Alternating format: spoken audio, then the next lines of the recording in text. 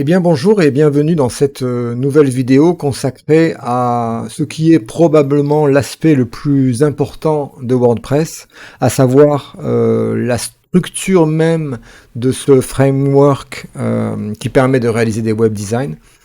Donc on va parler de cet élément essentiel qui est le templating system de WordPress, c'est-à-dire quelle est la méthode, comment WordPress effectue ces requêtes lorsque l'utilisateur envoie une URL dans son navigateur, quel est le mécanisme qui permet à WordPress d'afficher la page. Alors c'est essentiel à comprendre et surtout pour que l'on puisse l'utiliser.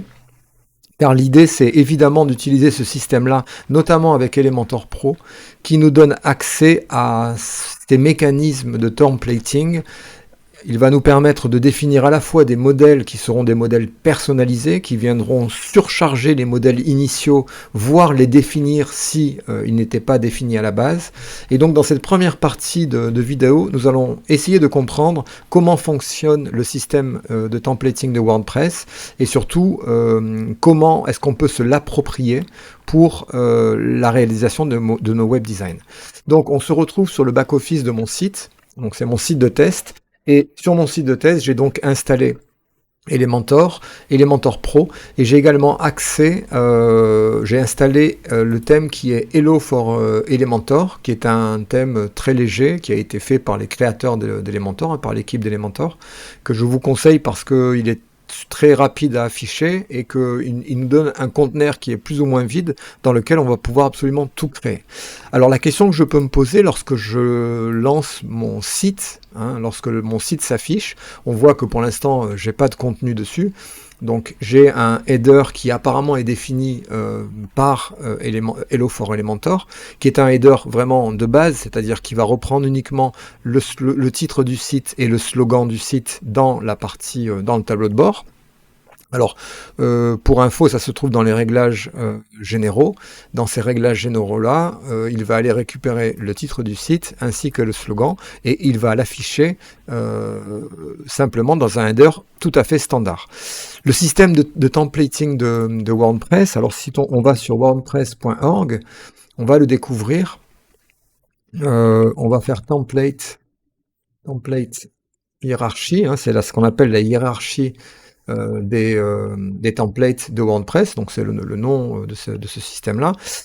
C'est en fait c'est une image qui va nous expliquer un peu le fonctionnement de ce système-là. Donc le principe est le suivant.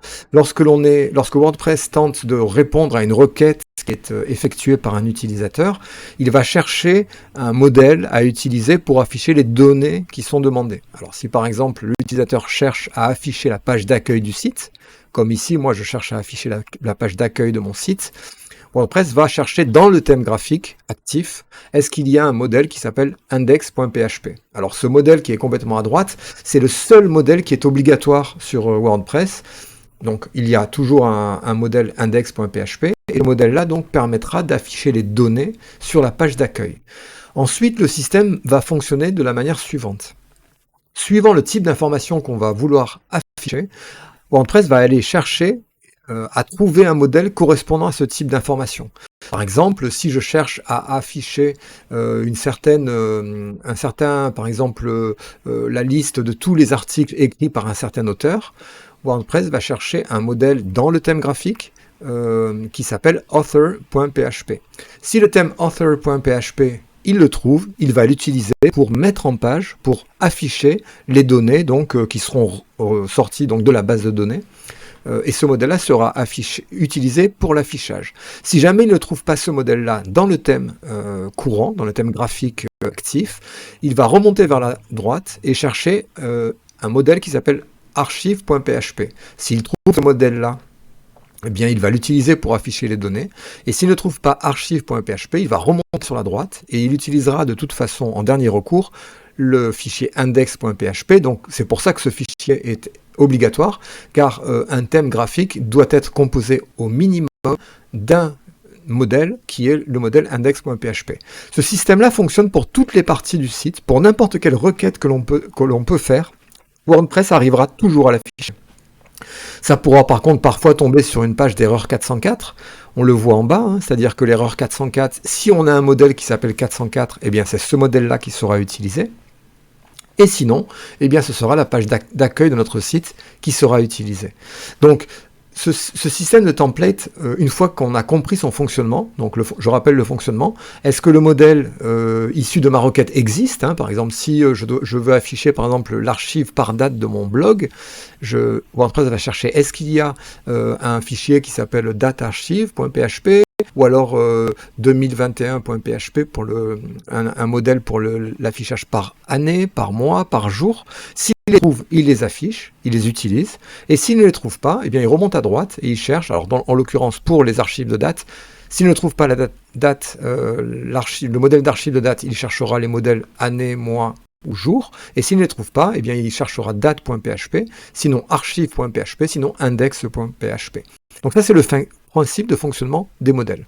L'intérêt dans tout ça, c'est que lorsque l'on a installé Elementor Pro, on va avoir accès, grâce à l'onglet donc modèle sous Elementor, on va avoir accès au Theme Builder. Donc le Theme Builder, c'est finalement des fonctionnalités qui vont nous permettre de créer nous-mêmes des modèles que l'on va venir insérer en quelque sorte, surcharger, définir, créer dans cette hiérarchie des modèles.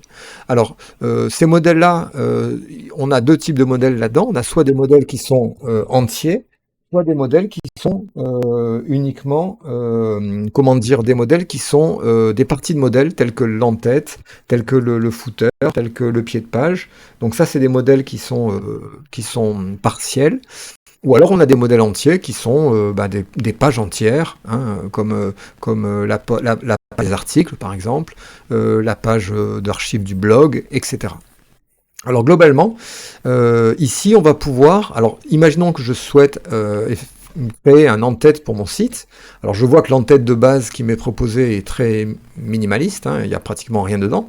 Donc je vais poser la question, est-ce que je dois faire une page ou un modèle? Donc la réponse c'est simple, si la donnée est unique, ça sera une page, hein, par exemple la page d'accueil, la page contact, etc. Si par contre le contenu doit se retrouver à plusieurs endroits sur le site, eh bien ça risque plutôt d'être un modèle. Alors ça sera par exemple le cas d'un en-tête qu'on va retrouver partout sur le site, d'un pied de page, de l'archive des articles, d'un modèle pour afficher les erreurs 404, et puis d'autres modèles qui seront ajoutés suivant qu'on ait installé WooCommerce ou d'autres extensions. On pourra faire également d'autres modèles. Donc en partant sur le modèle le plus simple finalement, l'en-tête, donc pour créer un en-tête c'est simple, vous allez simplement ajouter un nouveau modèle, choisir comme modèle simplement un en-tête, un header, donner un nom. Alors attention dans les noms, soyez très explicite, hein. On va appeler ça par exemple header du site, par exemple, hein, créer un modèle. Donc il faut bien nommer vos modèles pour pouvoir les retrouver quand vous en aurez plusieurs. Donc là, Elementor se lance. Alors il va me proposer des modèles tout faits de mise en page, parce que voilà, il va me permettre de me connecter à mon compte Elementor Pro pour récupérer déjà des mises en page de modèles qui sont déjà tout faits, hein, notamment d'en-tête, puisque je suis en train de créer un modèle d'en-tête. Alors moi je vais partir de zéro, donc je vais fermer cette fenêtre-là. Et là on voit bien qu'on est au-dessus de la zone contenu. Alors la content area, elle est un peu plus basse. On a le titre de la page et on est bien dans la partie supérieure, donc on est bien dans l'en-tête. Alors une fois qu'on est là, c'est très simple, on crée son en-tête, hein. Donc là on fait ce qu'on veut. Moi je vais simplement faire un en-tête voilà, pour qu'on puisse qu'il soit visible avec une hauteur minimum par exemple. Voilà, je vais mettre un fond pour qu'on le voit bien. Alors évidemment on mettrait n'importe quoi dedans. Et ensuite, je vais mettre, par exemple, alors on mettrait les menus de navigation, les icônes de partage sociaux, le logo du site. Enfin, après, c'était un design que vous devrez faire comme vous travaillez sur une page, hein, de la même façon. Donc, je vais mettre un titre. Alors, évidemment, plutôt en blanc, hein, pour qu'il soit lisible. Voilà. Et là, je vais marquer, par exemple, bienvenue sur mon site internet. Alors, je vais centrer. Je vais passer ça en H1, et ensuite je vais aller mettre ça, transformation en majuscule, et en 300, voilà, très simple. Donc là, pour l'instant, c'est un en-tête très simple que je fais, hein. Une section avec un fond noir, une seule colonne, un titre qui va se retrouver sur l'intégralité de mon site, bienvenue sur mon site internet, et je pourrais peut-être même rajouter au-dessous, donc je vais dupliquer, l'adresse du site, carbonel-media.fr, .com. Voilà, alors là, pour le deuxième, je vais le passer en H3. Voilà, et le passer ici en par défaut. Voilà, et là, le mettre un peu plus gras, en 500 par exemple. Voilà. Donc là, une fois que j'ai créé mon en-tête, alors à la première publication, alors il faut comprendre cette fenêtre, à la première publication, il va me poser une question, parce que je suis en train de créer, alors WordPress sait que je crée un en-tête, hein, via Elementor, et je lui ai dit que j'allais créer un en-tête. Maintenant, un en-tête, c'est-à-dire la partie visuelle, n'est pas suffisante, et heureusement, et c'est là qu'on va voir qu'on va avoir énormément de possibilités grâce à ce système-là, c'est-à-dire que une fois que j'ai créé visuellement mon en-tête, hein, comme je viens de le faire, le fait d'enregistrer, il va me poser une question qui est simplement, ok, je comprends que tu es en train de créer un en-tête, mais comment je dois signifier WordPress pour ce qui est de l'affichage de cette en-tête-là? C'est-à-dire, est-ce que tu veux l'afficher sur tout le site? Est-ce que tu veux l'utiliser uniquement pour une partie du site, pour certains types d'articles, pour certains types de pages, que pour ta page d'accueil? C'est ce qu'on appelle les règles d'affichage. Or, les règles d'affichage dans Elementor Pro sont accessibles à côté du bouton publier, hein, ici en bas, dans l'interface, ici, on ouvre le petit bouton. Alors la première fois, il les envoie automatiquement, mais si vous les recherchez une deuxième fois, vous cliquez sur les options à côté, et vous avez les Display Conditions qui sont là. Vous cliquez dessus et vous tombez donc sur ces fameuses règles d'affichage. Alors on peut ajouter une règle, on peut la supprimer, et on peut combiner plusieurs règles les unes avec les autres. Donc on peut faire des systèmes, des mécanismes excessivement complexes, avec finalement une interface qui est très simple, puisque ça sera à base d'inclusion et d'exclusion. On pourra inclure certaines parties du site, exclure d'autres parties. Bref, on pourra monter un système d'affichage complètement personnalisé grâce à ces règles d'affichage.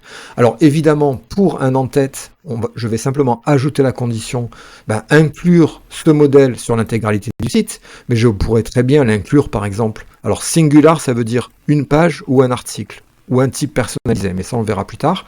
Donc si je prends singular, je peux chercher tous les singulars, mais j'ai aussi beaucoup d'autres possibilités qui s'ouvrent à moi, notamment des pages. Je peux dire uniquement la page, par exemple, d'accueil. Si je tape accueil ici, voilà, je sélectionne cette page-là. Donc là, simplement, ça veut dire que si je fais ça, ce modèle d'en-tête ne sera utilisé que pour afficher ma page d'accueil, et sur aucune autre page. Alors, pour le coup, ce qu'on va faire, on va faire simple. Je vais ajouter une condition qui est sur l'intégralité du site. Je sauvegarde mon modèle, donc c'est fait. Et maintenant, donc avec le fait que j'ai créé ce modèle-là, et que j'ai créé les règles d'affichage qui vont être nécessaires pour que WordPress sache où l'intégrer dans la hiérarchie de ces templates-là, et bien maintenant quand je vais aller sur mon site, automatiquement je vais avoir l'en-tête qui va s'afficher. Alors cette en-tête-là va s'afficher partout, c'est-à-dire que si je cherche même à afficher par exemple un article, alors j'ai créé plusieurs articles test, si je cherche à afficher par exemple cet article-là, je fais voir, eh bien on va se rendre compte que également ici, l'en-tête s'affiche. Donc la règle d'affichage est bien positionnée, et donc je viens très simplement de créer le premier modèle de mon site qui est l'en-tête. Alors on pourra y retourner dans Theme Builder, dans l'onglet modèle au-dessous d'Elementor, Theme Builder, constructeur de thème. Et là, un tableau qui est essentiel, qui est fondamental, que je vous demande vraiment de retenir, c'est les modèles que l'on va créer vont se trouver, donc vont être listés dans ce tableau-là. Et il est important de noter que chaque fois qu'on a, donc à côté du nom du modèle, on a le type de modèle, donc c'est un de ces types ici. Est-ce que c'est un en-tête, un footer, un header, un modèle pour afficher un seul article, un modèle pour afficher une seule page, un modèle pour afficher l'archive de mes articles, ou les résultats de recherche, ou la page d'erreur 404, donc c'est le type. Et surtout à côté, dans la colonne instance, on va retrouver les règles d'affichage. C'est-à-dire qu'on va retrouver ici une information qui est importante, qui est essentielle. Ça va nous permettre d'un coup de savoir à quel endroit ce modèle sera utilisé. Donc là, on voit que par exemple, l'en-tête header du site sera affiché sur tout mon site. Donc surtout, si je me trompe et que je vois dans instance none, c'est-à-dire aucun endroit, eh bien ça veut dire que le modèle n'est pas utilisé. Alors on va générer cette erreur-là pour terminer cette première partie. Je vais modifier avec Elementor cette en-tête-là, donc le modèle de l'en-tête. Donc Elementor se lance. Voilà. Donc je me retrouve à éditer dès que ça sera affiché. Voilà, mon modèle. Je vais dans les conditions d'affichage ici et je vais retirer ces conditions d'affichage là. Je sauvegarde et je ferme le dialogue. Je reviens dans mon back-office, dans le ThemeBuilder, donc dans modèle ThemeBuilder. J'ai toujours mon en-tête parce qu'il est toujours là, mais là je vois que les instances sont à none. Donc ça veut dire que ce modèle-là ne sera affiché nulle part. Donc, si je lance mon site, eh bien, je me rends compte qu'effectivement, je n'ai plus le modèle. Donc, retenez bien ça, c'est que ce tableau-là va vous permettre visuellement, tout de suite, d'un coup, de visualiser à quel endroit s'affiche votre modèle. Vous pourrez noter également que Elementor nous propose un shortcode pour afficher le modèle si on en a besoin dans une page ou dans un article ou dans un autre contenu. On verra cette manipulation après, mais ça c'est très intéressant parce que ça nous permet d'afficher via un shortcode, un code court, eh bien un modèle dans un certain endroit du site, là où on veut, n'importe où. Il suffira de créer un widget Elementor de type shortcode et d'insérer ce shortcode-là qui est créé donc par Elementor. Donc cette première approche du templating système de WordPress, il faut vraiment la maîtriser pour être à même de pouvoir créer ce qu'on veut comme modèle. J'espère que j'ai été clair. Si vous avez des questions, n'hésitez pas dans les commentaires. Je vous remercie de votre attention et je vous dis à bientôt dans un nouveau tutoriel.